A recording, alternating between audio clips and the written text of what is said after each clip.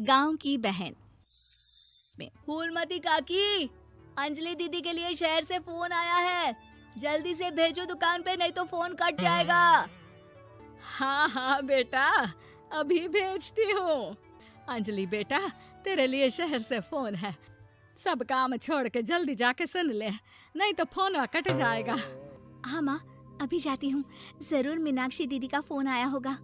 हाय अंजलि। नमस्ते दीदी, मेरा मतलब हाय, कैसी हो आप? यहाँ तो सब ठीक है। मामा मामी कैसे हैं? तू कैसी है? मेरे तो एग्जाम्स होने वाले हैं, हर रोज कॉलेज जाना पड़ता है, lectures, extra classes, private coaching. ओ मैं तो इतना थक जाती हूँ, क्या बताऊँ। आपकी कॉलेज वाली बहन जी आपको इतना पढ़ाती है, तो घर कब जाती हैं आप दीदी? अरे नहीं नहीं, ये सब सिर्फ मेरी प्रोफेसर नहीं पढ़ाती, मैं अलग से दूसरे टीचर्स के पास भी पढ़ने जाती हूँ। दीदी फिर तो आप बहुत थक जाती होगी ना, आप ना पैदल मत जाया करो, टांगा ले लिया करो दीदी। नहीं मेरी भोली बहन, ना मैं पैदल जाती हूँ, ना ही यहाँ टांगा मिलता है, मैं बस से जाती हूँ और थोड़ी दूरी के लिए रिक्शा ले लेती हूँ। सच्ची? वहाँ पर टांगे नहीं बस चलती है? वाह, वो भी हर रोज? हमारे गांव में भी बस आती है, दिन में 2 बार। यही तो खास बात है शहर की, यहाँ बसें पूरा दिन दौड़ती हैं सड़कों पर, और सिर्फ बसें ही नहीं, कार, स्कूटर और ट्रक भी, और तो और थोड़ी दूरी पर तो हवाई जहाज भी है, जहाँ से हवाई जहाज आसमान में उड़ते हैं। अच्छा दीदी, मैं फोन रखती हूँ, बुआ जी फूफा जी को मेरा नमस्ते कहना। हाँ माँ, हम लोग शहर में क्यों नहीं रहते? बुआ जी, फूफा जी और मीनाक्षी दीदी तो शहर में ही रहते हैं। अरे क्योंकि तेरे बुआ जी की शादी शहर में हुई थी, इसलिए बेटा। शादी से पहले वो भी तेरे पापा और दादा दादी के साथ गांव में ही रहती थी। तो फिर बा, मुझे शहर भेज दो ना, मैं भी शहर देखना चाहती हूँ। इतनी बार मीनाक्षी दीदी से शहर के बारे में सुन चुकी हूँ, अब मैं भी वहाँ जाकर देखना चाहती हूँ। बस आप मुझे शहर भेज दो। ठीक है, इस बार गर्मियों की छुट्टियों में कुछ दिन रह आना शहर, अपनी बुआ के घर। अब तो खुश ना? हाँ माँ, बहुत खुश। आप देखना मैं शहर जाके कितने मजे करती हूँ। अंजलि अगले दिन स्कूल जाती है और वहाँ अपने सारे दोस्तों को अपने शहर जाने की बात बताकर चिढ़ाती है। अरे श्रद्धा, शीतल, सरोज, तुम लोग इन गर्मियों की छुट्टियों में कहाँ जा रही हो? एकादशी वाले गांव के मेले में। हम तो दूसरे गांव में नानी के घर जाएंगे, उनका घर नहर के किनारे है, बड़ा मजा आएगा। हम इस बार कहीं नहीं जा रहे, बल्कि हमारे घर में रहने के लिए मेहमान आएंगे। और तू? अरे मेरा क्या है, मैं तो बस पास वाले शहर जा रही हूँ, अपनी बुआ जी के घर, वहीं रहूंगी कुछ दिन। तुम लोग चिंता मत करना, मैं चिट्ठी लिखूंगी तुम सबको वहाँ से। पापा मुझे तो चक्कर आ रहे हैं, जी घबरा रहा है। बेटा, शहर आने की जिद भी तो तूने ही की थी, अब पहली बार बस में चढ़ी है तो यही होना था, भुगतो अब। अरे मामा जी, अंजलि, आप लोग आने से पहले बता तो देते, मैं लेने आ जाती बस स्टैंड तक। आओ आओ भैया, आओ बेटी अंजलि। माँ बुआ जी कैसे हैं वहाँ, और भाभी कैसी हैं? सब ठीक है, बस अंजलि जिद कर रही थी कुछ दिन आप लोगों के साथ रहने की, सो छोड़ने आ गया। दीदी, आप मुझे शहर घुमाने ले जाओ ना, मुझे भी शहर देखना है। हाँ हाँ चल, तैयार हो जा जल्दी से।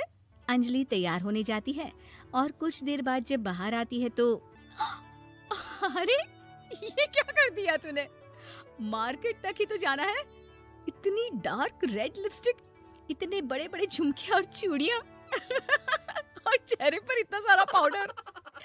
मेरी बहन, ऐसे नहीं चलेगा, जा और ये सब हटा के आ। अरे कैसे, क्यों? मैंने शहर आने के लिए इतनी मेहनत से ये सब इकट्ठा किया था, और वैसे भी मैंने देखा है मोहल्ले की राधा काकी के टीवी पर एक फिल्म चल रही थी, उसमें हीरोइनें ना ऐसे ही तैयार होकर जाती है घूमने। सब पता है मुझे, मैं तो ऐसे ही जाऊंगी दीदी। अंजलि शहर की चकाचौंध को देखकर बहुत हैरान और खुश होती है। ऊंची ऊंची इमारतें, सड़क पर दौड़ती गाड़ियाँ, बड़ी बड़ी दुकानें, उसकी एक्साइटमेंट का ठिकाना नहीं था। दीदी, ये छोटा सा कमरा सड़क के किनारे क्यों रखा है? इसमें कौन रहता होगा? ये कमरा नहीं, पीसीओ है, पीसीओ। यहाँ पर लोग फोन करने आते हैं, सिक्का डालकर। ओह, हमारे गांव में तो दुकान पे ही जाते हैं बात करने। अच्छा चल, तुझे रेस्टोरेंट में खाना खिलाने ले चलती हूँ। Excuse me, 2 plate noodles please and 2 Cola. Meenakshi को ऑर्डर प्लेस करते हुए अंजलि बहुत ध्यान से देखती है और थोड़ी ही देर में ऑर्डर लेकर वेटर आ जाता है और खाना टेबल पर रख देता है। अरे, ये लंबी लंबी सेवइयाँ खाते कैसे हैं दीदी? और इसके साथ कोई अचार, प्याज, मूली कुछ भी नहीं दिया, बस ये छोटा सा पेट खुजाने वाला दे दिया है। गांव में तो छोटे छोटे चावल ही होते हैं जो कि हाथ से ही खा लेती हूँ। अब इसे कैसे खाऊं दीदी? एक्सक्यूज मी, एक चम्मच प्लीज, और लिटिल प्याज और अचार और मूली और एक गिलास मट्ठा, वो बाद में। हाँ, अब ये सब सुनकर आसपास बैठे लोगों को हंसी आ जाती है। मीनाक्षी भी अपनी हंसी किसी तरह रोकने की कोशिश करती है और वेटर मुस्कुराता हुआ वहाँ से चला जाता है। अंजलि समझ नहीं पाती कि सब किस बात पर हंस रहे थे, लेकिन वो छिप जाती है। दीदी, मुझे लगता है कि मुझे इन सेवइयों को ऐसे ही खा लेना चाहिए, इसी पेट खुजाने वाले कांटे के साथ। एक काम कर, तू मुझे खाते देख, जैसे मैं खाऊं तो भी वैसे ही खा ले। ठीक है दीदी। अंजलि खाते खाते नूडल्स में सिरका ज्यादा डाल देती है, फिर ऊपर से नमक दानी से खेलते हुए काफी नमक भी अनजाने में छिड़क लेती है। अरे, ये क्या क्या खा लिया? अरे हाय हाय, कितना कड़वा है। पानी पानी, ये काला शरबत ही पी लेती हूँ। और जल्दबाजी में अंजलि जल्दी जल्दी कोला पी लेती है, जिससे उसके नाक में झंझनाहट होती है। दीदी, मुझे ले चलो यहाँ से। मैं ये सब शहरी खाना नहीं खा सकती।